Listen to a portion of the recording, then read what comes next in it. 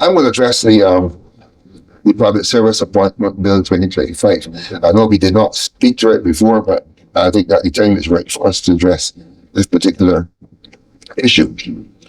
So like I said, the Congress of Trade and Staff Associations about this, we welcome the announcement that was made by the Honourable Prime Minister, Honourable Mayor Mortley, and the House Assembly, which was done on the 15th of December, during the debate on the Public Service Appointments Bill. And this should be the point that over 2,095 public officers would immediately be appointed to the Public Service of Barbados. This Congress is, I would say, elated at the fact that its constant representation and that of its member organizations, and we speak to the National Union of Public Workers, the Barbados Union of Teachers, the Barbados Nurses Association, and the Barbados Fire Service Association. I will mail to the government through the Ministry of the Public Service to complete the process of appointments. I'll be happy that it has finally borne fruit.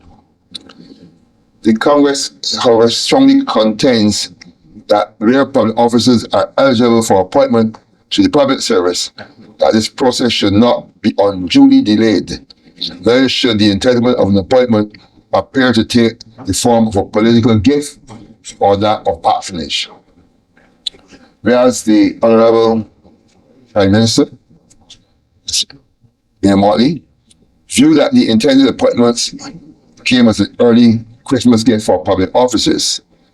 The Congress is of the view that we chide the government on its tardiness in giving effect to the long overdue appointments, which should have been done, which should have been regularized following the Public Service Appointment Act being put into law on the 30th of September 2020. CTUSAB contends that the distinct possibility exists that some eligible public officers may not, or they may have exited the system, and for whatever reasons prior to the announcement, and they would have been denied the opportunity to be appointed. For the information of the Public Service Appointments Act 2020-2028 provided for the appointment of persons employed in the public service for 3 years or more. Section 4 of the Act specifically states that such appointments become effective notwithstanding the provisions of Part 2 of Chapter 8 of the Constitution, Sections 13, 18, 19, and 20 of the Public Service Act, Cap 29, the Recruitment and Employment Code of the First Schedule of the Public Service Act, and Paragraph 3 of the Public Service Qualification Order 2016. It further states that Section 5(1) shall apply to any person who is not appointed to the public service and who has been employed in a temporary office, an established office, or a combination of a temporary office and an established office. Additionally, Section 2 shall apply to any person in a public office who has been active in the post for 3 years or more immediately before October 1st, 2020. Inasmuch as the appointment of 2,000 public officers is a significant victory for the labour movement, the Congress congratulates the 1,170 temporary employees who met the eligibility requirements and the 925 officers currently serving in acting positions who will be formally promoted to their substantive posts.